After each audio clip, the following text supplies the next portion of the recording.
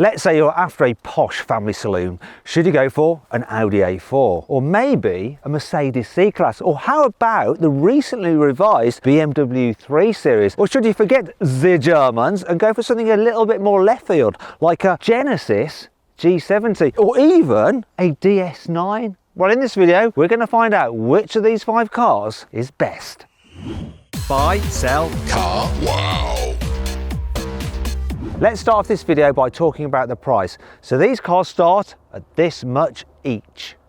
Now you might be thinking, wait a minute, why is that DS9 here? It's way more expensive. You're right, it's from the category above. So normally you compare that to a Mercedes E-Class and a BMW 5 Series, but it is less expensive than those cars. And when you actually see how much each of these cars prices as tested here, they get close. So I've put the DS9 in as a wild card to see if it's worth spending the extra on to move up a class. After all, it is fully loaded with kit. The Audi A4 is a neat and tidy looking car. Obviously this is the S4, so it has some upgrades such as more aggressive front bumpers and rear bumper. It's got some side skirts, bigger wheels, but it does have the worst fake tailpipes I've ever seen. The one side are real, then the other side are completely fake, just stuck on. They're an embarrassment to the automotive industry. Now if you want to see what the normal Audi A4 looks like, here's a clip of one. I'd say it was inoffensive but a little uninteresting.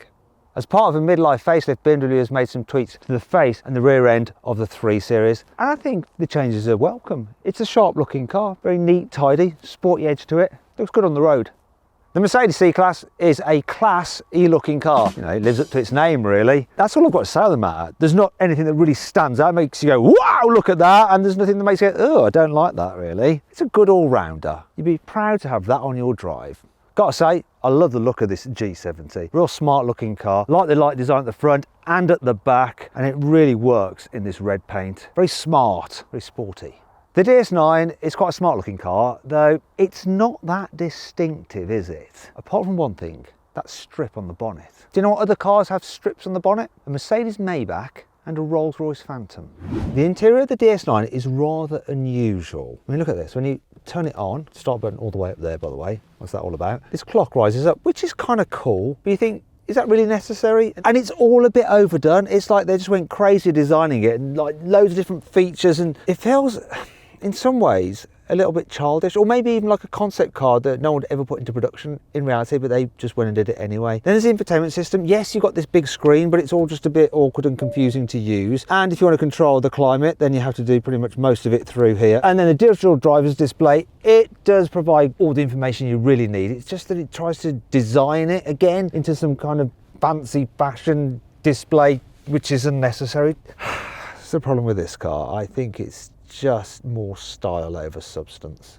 I think out of all the cars here, the BMW has the most expensive feeling materials overall. Also, they've updated it with this new curved screen like you get in their i4 and the iX, and it looks good, it really does. There is an issue with it though. They've moved the controls for the climate into the screen, so you now have to operate it all through here, which is a bit of a faff. I mean, look at that menu. It's a bit of a shame really. What's not a shame is that they got rid of the gear selector, which was like a kind of big thumb that stuck up out of the center console. Instead you have this little toggle switch, which just seems more sensible. I do like this interior overall though, it's very nice. Good place to spend some time. The interior of the C-Class is actually a contrast to the exterior because it's a lot more sporty rather than just being elegant and classy. The way the dash just goes into this center console here, so you feel cocooned as the driver. And then there's this big screen here, portrait style, which is actually quite easy to operate when you're driving. The only problem is that you do have to look down off the road following the sat-nav on there. You can follow the sat-nav on here if you want to. The climate controls are integrated into the screen, but the way they've done it means they're not that hard to actually operate. There is a few problems with it though. And that's it. Some bits of trim feel cheaper than you like, including the gear selector, which is a shame because I actually love the location of it. I don't know why you have like these buttons and levers here when on the steering column it's just much easier to select drive or reverse.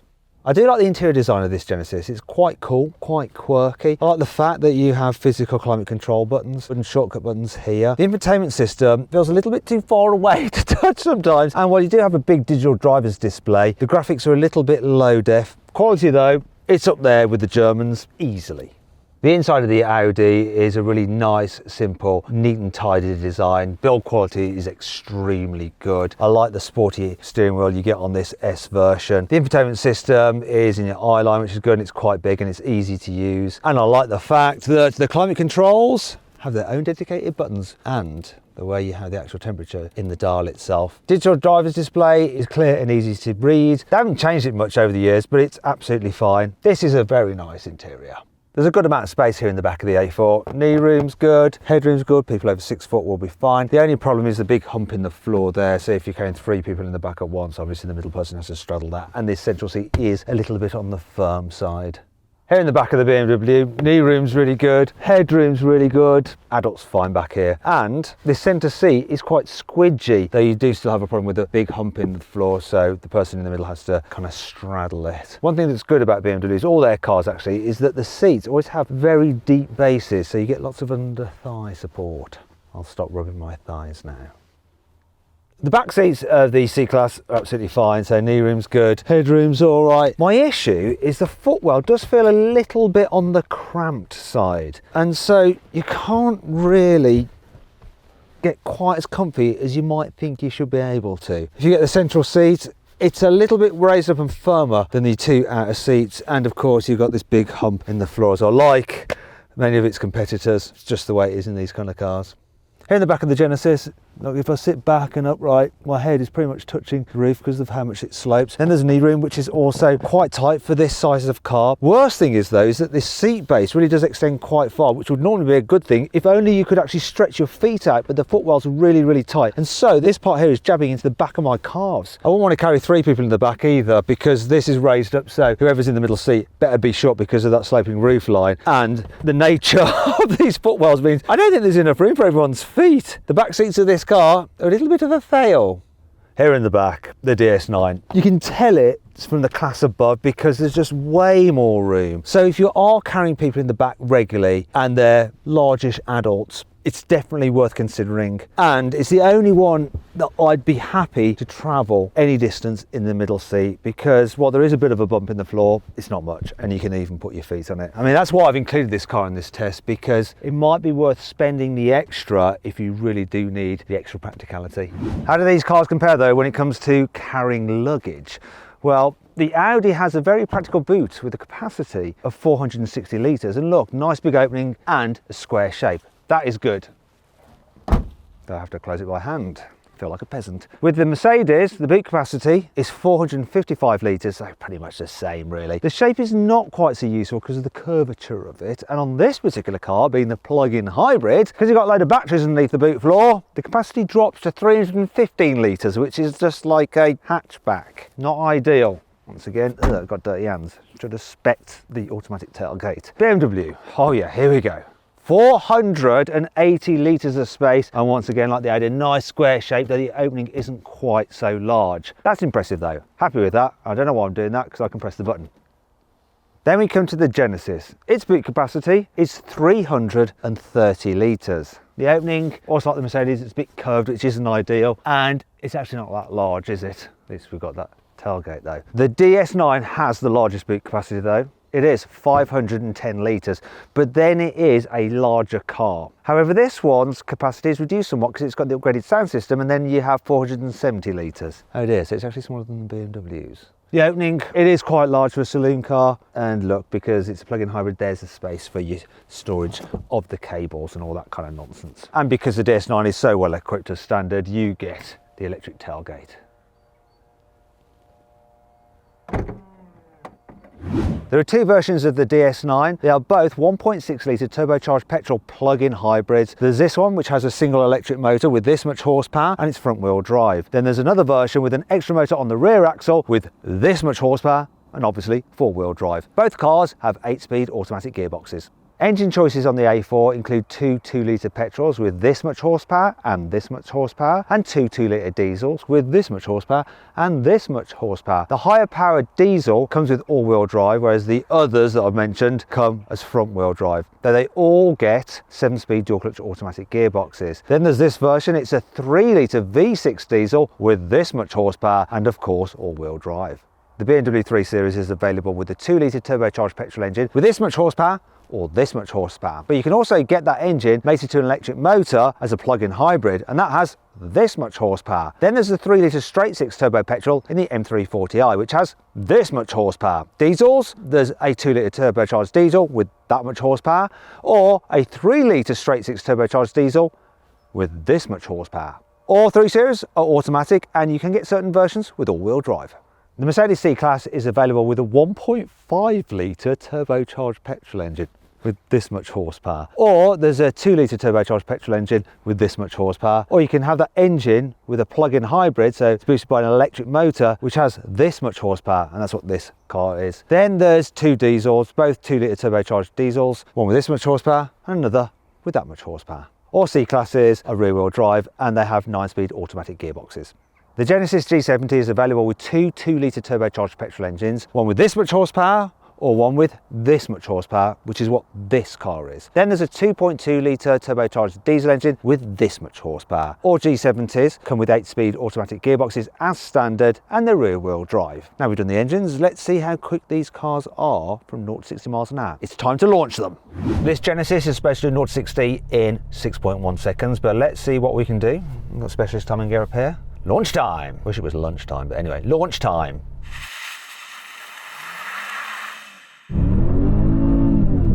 Put a wheel spin there. That will have affected time, 7.4. Let's whip it out of Sport Plus and just go into normal sport. I'm going to give it one more shot because that was just...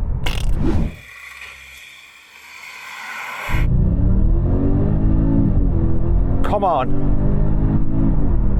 7.13 seconds slower than I was expecting. It is greasy. This DS9 is supposed to do 0 to 60 in 8.1 seconds. There we go. It's reality.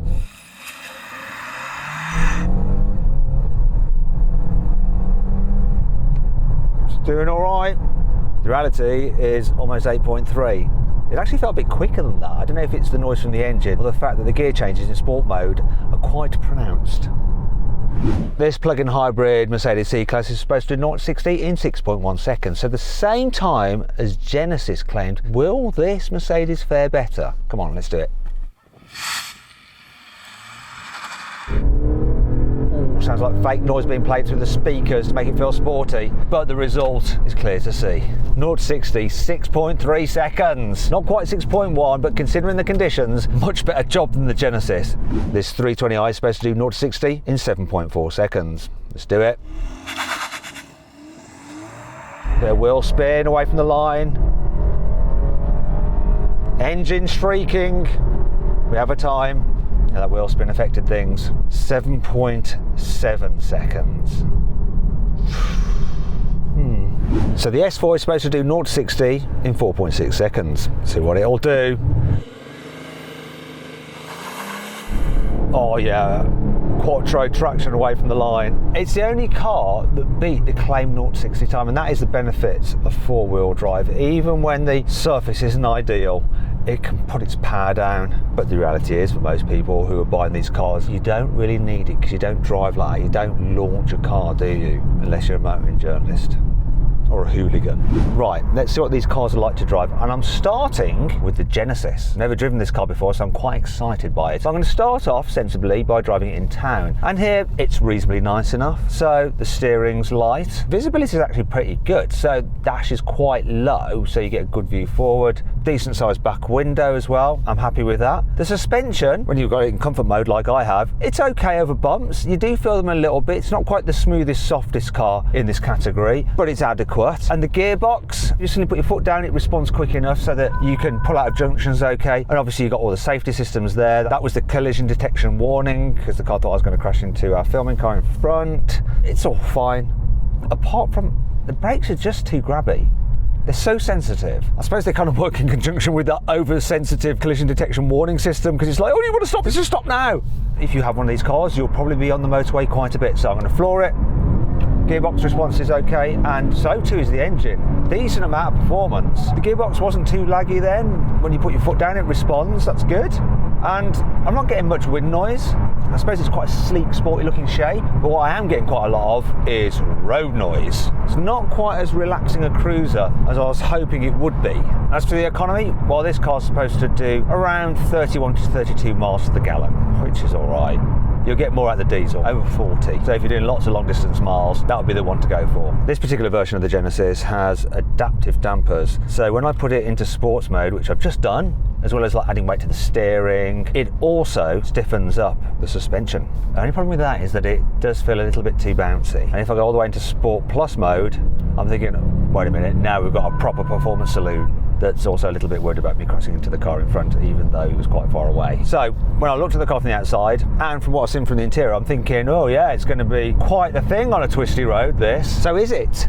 Well, here's some corners, let's find out. Ooh, plumbing it, the suspension's bouncy. I'm going to have to come out of that mode. That's no good, it's rubbish. Right, sport. Oh. Still too bouncy. Gonna have to go back into comfort. The suspension's just not up to the task of going quick down a B road in sports mode, so you have to have it in comfort. And regardless of which mode you're in, there's just something about the chassis and the steering as well. Let's say this, the sporty looks are false promises. It's not a fun car to drive, it's just meh. I'm a little bit disappointed, to tell you the truth.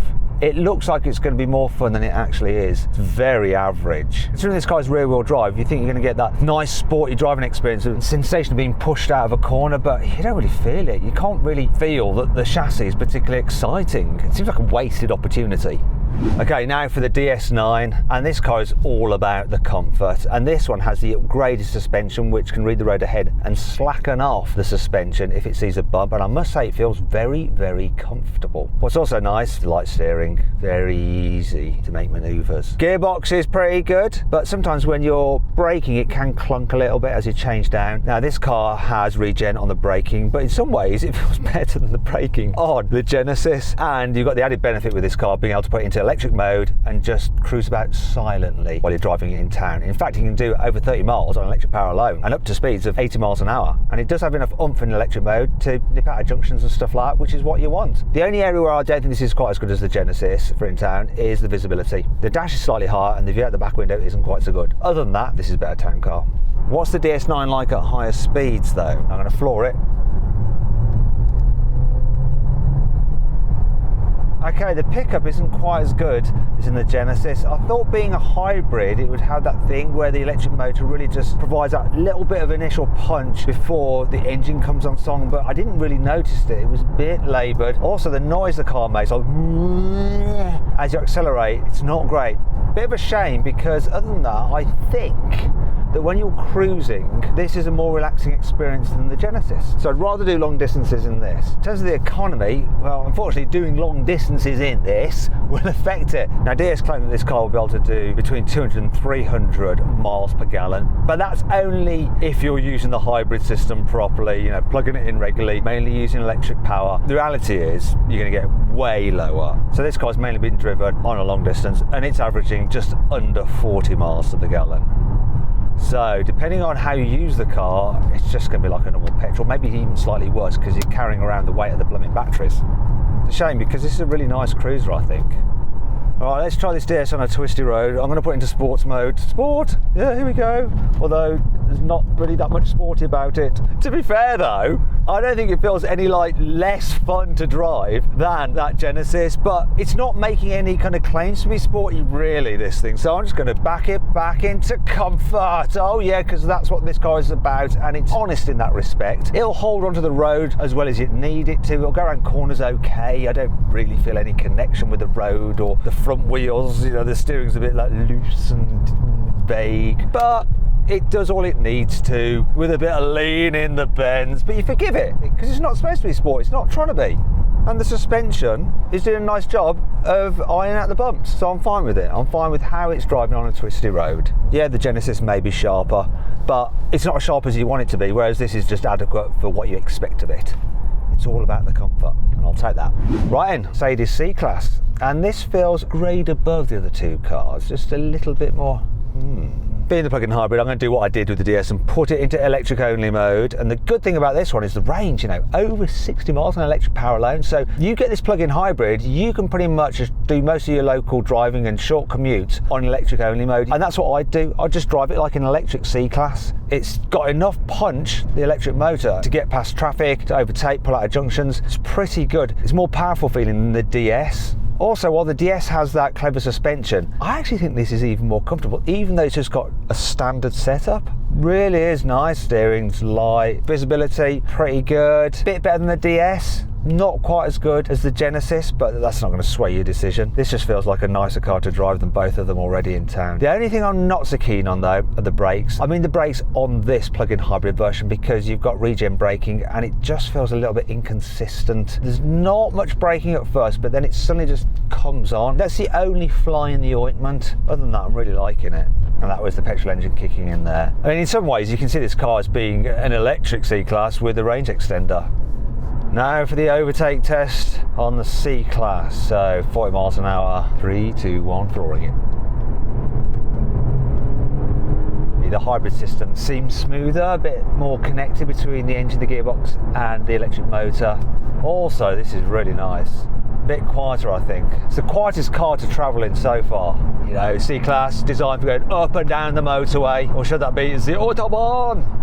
Germans don't talk like that at all. I don't know what I'm going on about. Really, really nice though. Less nice is the real world economy. Mercedes says this car will do over 500 miles to the gallon. This is getting just over 40. Yeah, it's been driven mainly on petrol power, hasn't it? And that's the reality of these hybrids. If you take them on the motorway, you're going to get the diesel if you're doing long distance journeys, and in that respect, brilliant. Normal petrol's pretty blooming good as well. Finally then, twisty road in the Mercedes. I'm not going to bother putting it into sport because unlike in the other two cars, it doesn't affect the suspension settings. Being the plug-in hybrid version, it is carrying more weight than the standard normal internal combustion engine versions of the C-Class, but it's still handling better than the Genesis plus the DS9. It's actually pretty good, this thing. You know, the suspension's comfy, yeah, it manages to keep the car fairly level in the bends, and the steering's accurate, plus being rear-wheel drive, you get that sensation of being pushed out of the bends, and this car definitely just feels a lot more polished to drive than the other two. Yeah, Mercedes know what they're doing when it comes to building posh-feeling cars. How can I help? Cancel. Shame about that though. I suppose normal people aren't saying the M word when they're just driving on their own. It's just a weird thing that happens to motoring journalists who have to say that word. All right, let's see what this BMW 3 Series is like to drive. Apparently they haven't really done anything to the chassis because it was so well sorted, or so they thought. They were right. So this car has the M Sport suspension, was a little bit stiff in the standard setup, and you do notice it over bumps, so you just feel them a bit more. Though it doesn't feel uncomfortable, and the way it controls itself after experiencing a bump is quite impressive. It just feels like unflustered. A very sure-footed car, this. One thing I should point out is that if you have the plug-in hybrid version of this car, then the suspension seems stiffer still, because obviously it needs to be to cope with the added weight of all the electrical equipment. And I think if I was going for a plug-in hybrid specifically, I would go for the Mercedes over the BMW, because the electric only range on the BMW is about half that of the C-Class. Driving around town, easy. Steering is precise. It's not heavy. Yeah, it's not too light either. And the gearbox, oh, it's so smooth and relaxing when you want it to be, and it'll find the right gear if you give it a prod and go, hey, come on, let's get moving. As for the visibility, I think it's good. Decent sized back window, good view forward, about as good as it gets really in a saloon car. It's nice. Right, let's test out the overtaking ability from 40 miles an hour. I'm going to floor it. Took a moment for the gearbox to kick down, but now the engine's off. Considering there's no hybrid fill-in, no electric motors to assist in that light pause, pickup was very good. And when you're cruising along, noise levels are on a par with the Mercedes, just as comfy. Didn't used to be the case, but BMW have got it sorted now. And then there's the economy, which is the funniest bit of all. 43 miles to the gallon. Getting better economy from this than the Mercedes, and that's the point, you see. Because the Mercedes was running in petrol only mode and it was having to carry around those batteries, it was less efficient. So unless you're really going to use the hybrid system, go with the normal petrol or diesel. Now we come to a twisty road, and I have a feeling this is where the BMW is really going to shine. So the benefit of that firmer suspension setup is that it just stays flatter through the bends. Oh my gosh. It's like a different world, really, the way it goes around corners. The steering is more responsive, more precise, feel more what's going on. The body itself just turns in quicker. It just feels more agile, more playful, and actually genuinely good fun. This being the rear drive version has that sportier feeling than the four-wheel drive, but if you get the four-wheel drive version, you've got the benefit of the extra grip, and in fact there's not much in it in terms of how sporty they feel. Such a good car on a twisty road. Always has been, and so far no reason to think it's going to change. Lovely, lovely, lovely. Finally we come to the Audi A4, and I'm going to try and just talk about the range as a whole. Yes, I know I'm driving the sporty S4, but I've obviously driven the standard car as well, and that's what we're really comparing. This is a very easy car to drive around town. I think overall it has the best visibility, nice low dash, decent view at the back window, good side mirrors, the steering's well judged, it's accurate and light, really nice. Gearbox, this is an 8-speed auto, but if you have the 7-speed auto on the rest of the models, it's a little bit jerkier at lower speeds than this 8-speed, but generally it's good and it's responsive when you put your foot down. In terms of the suspension, this being the S model, it does have firmer, stiffened suspension, but it's actually, once again, really well judged. That while firm, it's fair, in the same way that the BMWs is. It used to be the case that if you had the sporty suspension in Audis, it was just rock solid and horrible. This, no, it's good. It just rounds off the edges of the bumps. And if you have the more comfort orientated suspension, which you can get on other models, it's really quite comfy. Not quite as comfy as the Mercedes, but not far off. You can see that Audi has gone, right, this car needs to be in between the Mercedes and the BMW. That's where we exist, and they fit that niche really, really well. There is one problem though. Unlike the BMW and the Mercedes, you cannot get a plug-in hybrid, and if that's your thing, if you want one of those because they've got lower company car tax, or you want that ability to drive on electric power alone, you can't get the Audi, forget it. Now to do the acceleration test from 40 miles an hour. I think it's going to be quick. Here we go. Hell, it blimey. This engine, yeah, you might think an S car, an Audi S car shouldn't have a diesel, but wow, this has got some punch. The performance is quite incredible, really. It just surges on a wave of torque. To be fair, you don't really need all this performance. The normal 2-litre diesel has enough punch, and that will be the one I'd go for, partly because the economy is so good. So that car in the real world, you'll get over 40 miles to the gallon. This one is actually averaging 31. Regardless of which version of the A4 you go for, they're all very, very quiet. It's actually so hard to choose between this, the Mercedes and the BMW for quietness. They are all above both the Genesis and that DS. It's a toughie to call it, you know. Actually, you know what I'm going to do? I'm going to experience the performance again.